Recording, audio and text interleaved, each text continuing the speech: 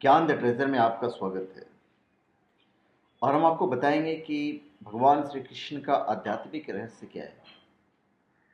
पूरे देश में, पूरे देश ही में नहीं कहिए, अब पूरे वर्ल्ड में भगवान श्री कृष्ण की अलग अलग जगह पे पूजा की जाती है।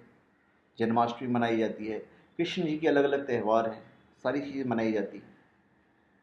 पर श्री कृष्ण के आध्यात्मिक रहस्य को समझे बिना इसका महत्व केवल सांस्कृतिक है। इसका कोई आध्यात्मिक लाभ या भौतिक लाभ नहीं है। गीता पाठ से धर्म कर्म नहीं सुधरता। जब तक आप उसको फॉलो नहीं करोगे तब तक पढ़ने से कुछ नहीं होगा।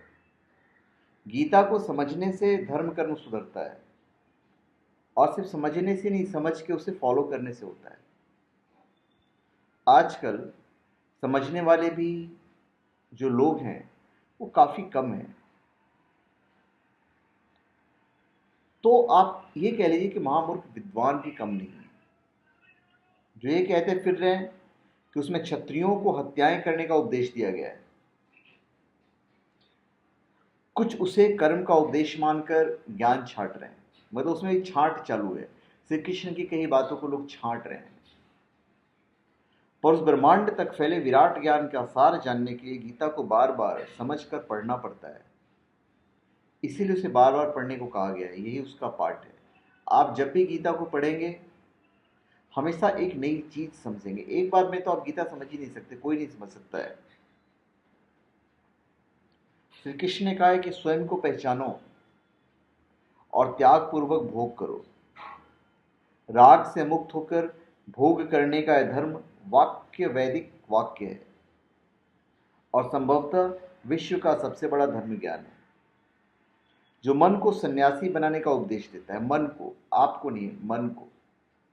श्री कृष्ण ने तो कहा है कि गृहस्थ आश्रम को आप ठीक से फॉलो कीजिए, कर्मों को त्यागने के लिए नहीं कहा गया है, जो मन को सन्यासी बनने का उपदेश देता है। यदि कभी भी पूर्वाग्रह से मुक्त होकर जीव और वनस्पतियों को देखेंगे, तो उसकी संरचना और क्रिया को समझने की कोशिश करेंगे, तो श्री कृष्ण के उस विराट स्वरूप के दर्शन हर एक में हो जाएंगे। हर आदमी में श्री कृष्ण है, हर आदमी में परमात्मा है,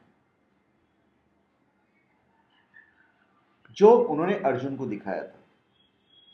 दिव्य दृष्टि ज्ञान से भी प्राप्त होती है। देखने और समझने के दृष्टिकोण बदल जाते हैं।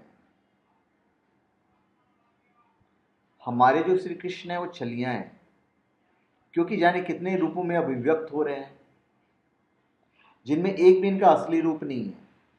यह रसियां हैं, क्योंकि यह प्रत्येक शरीर में गोपी के साथ रास करते हैं, उसे भोग रहे हैं। वो बंसी बजहियां हैं।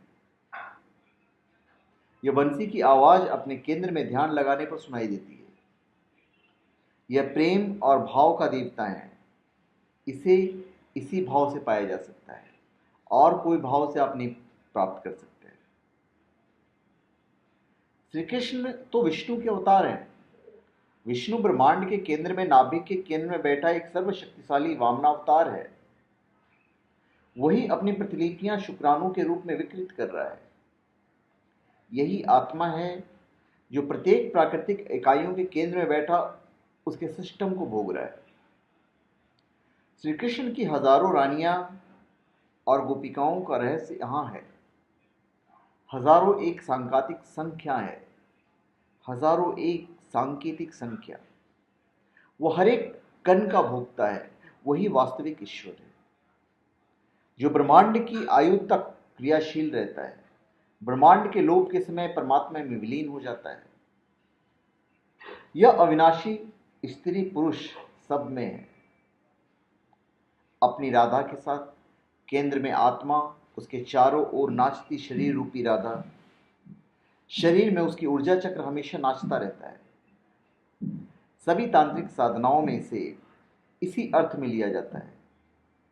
आत्मा को श्री कृष्ण और शरीर को राधा माना जाता है। विदेही साधक स्वयं को कृष्ण मनकर साधना करते हैं, और ध्यानुभूति वाले राधा मनकर। गीता में ब्रह्मांड का सारा ज्ञान समाहित है, इसके साथ ही मानव जीवन का आदर्श भी। जो उसी ब्रह्मांड के ज्ञान के परिक्षेप में बताया गया है। यह सनातन धर्म की व्याख्या है, इसके विज्ञान की व्याख्या। तोते की तरह श्लोकों को रटते रहने से उसे कुछ भी प्राप्त नहीं होने वाला, समझना पड़ता है, समझ के फॉलो करना पड़ता है। तो हमारा आप सबसे अनुरोध है कि सनातन धर्म के किसी भी क्षेत्र के इस अंधे रूप को ग्रहण मत कीजिए। इसका कोई भी ग्रंथ, मंदिर पूजा, साधना, देवी देवता, अवतार यादि तर्कहीन आस्थाओं पर आधारित नहीं है। ये इस्लाम या ईसाइयत नहीं है। तो श्री कृष्ण का यही आध्यात्मिक रहस्य है। राधा और कृष्ण के रास से ही सृष्टि है। यह कोई आस्था नहीं है, बल्कि एक वैज्ञानिक सत्य है। भिन्न भिन्न मार्ग में इसे अपने ढंग से कहा गया है, पर सत्य के कहने के तरीके चाहे हजार हों, सत्य तो सत्य ही होता है। तो यही श्री कृष्ण का आध्यात्मिक रहस्य है। अगर आपने गीता को समझ लिया, फॉलो कर लिया, तो वही श्री कृष्ण का आध्यात्मिक रहस्य है। तो धन्यवाद। आप हमारे चैनल पे सब्सक्राइब करें और अपने कमेंट दीजिए। धन्यवाद।